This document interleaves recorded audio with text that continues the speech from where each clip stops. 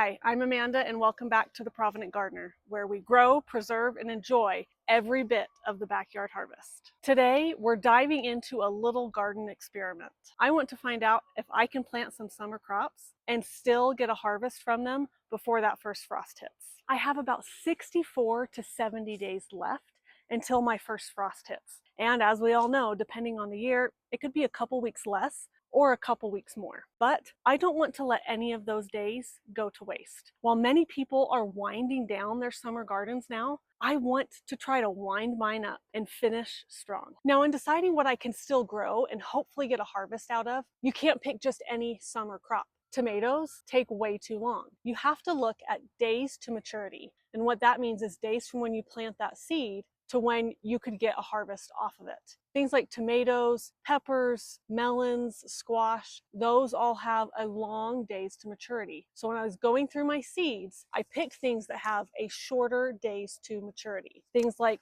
bush beans that have an average of 55 to 60 days to maturity. I also picked spearmint, lemon balm, peppermint, and oregano. These all have anywhere from 45 to 70 days to maturity. And the cool thing about these is these are perennials, meaning even if I don't get a great harvest off of them or they don't get as big as I would like them to, they should come back next year and be thriving and strong. I'm also going to give some of these basils a try. They have anywhere from 50 to 70 days to maturity. So in theory, I'm right on the edge of that growing window. I might make it and I might not, but this is an experiment. So we're going to put them in the ground and we're going to see what happens. Now, one of the tricks with planting these is going to be finding space. As you can see, my garden is going crazy, which is awesome. But I need to find some empty space that will still get enough sunlight and not be too shaded out by the other plants here that are just thriving. So now let's get to planting.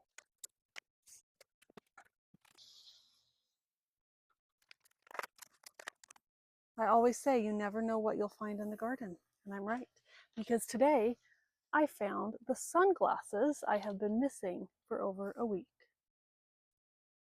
Now, you may be wondering, Amanda, why bother? You don't know if it's going to work. Well, I think we too often think of gardening as a spring thing. We plant everything late spring and it grows throughout the summer. But I really want to push the limits of that. I think growing your own food and having a garden is so important. And sometimes people think, oh, I didn't get my beans or my herbs or my basil in late May, early June. So now it's too late, I can't do it. Well, here I am, August 1st, and I just put these in the ground. Maybe we get some beans, maybe we don't. Now maybe we have these perennial herbs that come back next year. I want to push gardening to the limits. I want to see what I can do and how far I can make my seeds, my time, and my effort really stretch. And honestly, I like experimenting with my gardening. Sometimes it might feel like a waste of time because growing plants takes a while, but I want to figure out each year what I can do to make my garden better and better. Stay tuned and I'll keep you updated on this as we get closer to that first frost date. Now, I'd love to know from you, if you could plant anything in your garden right now and know that you'd still get a harvest from it before that first frost, what would it be? It is now October 9th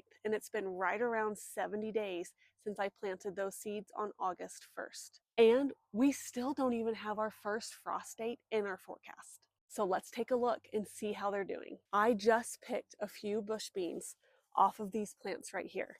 They have done pretty well. Now they're not as big and bushy as I would have liked as the other ones that I planted earlier in the season. And I think it has to do with the spot I picked. And really the spot I picked for all of these seeds. I thought I was picking good spots where they would get enough sunlight, but I just don't think they've been getting what they need. The other plants around them have continued to grow and kind of shade them out.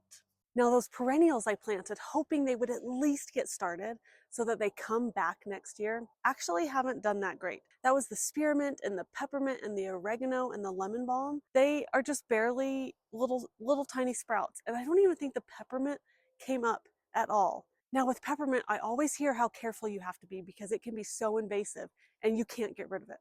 And I've seen it in other people's gardens, but for whatever reason, I have yet to successfully grow it in my own. But I won't give up and I'll try again next year. Now I planted 4 different kinds of basil and they've all done okay. They're pretty small still, but I have this one here that it's actually gotten to a decent size and we still don't have that first frost date in our forecast. So it has time to get even bigger. I do think this is a spot that is getting more sunlight than the others. I think this was worth it to try this experiment. Oh, and it smells so good. So, is August 1st too late to plant some summer crops? For some things, absolutely. But for others, it's not. Look at the days to maturity with your first expected frost date and see what you can do and experiment and really try to push those limits with what you can do in your garden. I would love to hear from you. What is the latest you have planted something and still gotten a good harvest off of it? And remember, don't be afraid to get a little dirt under your fingernails and turn that dirt into dinner for you and your family.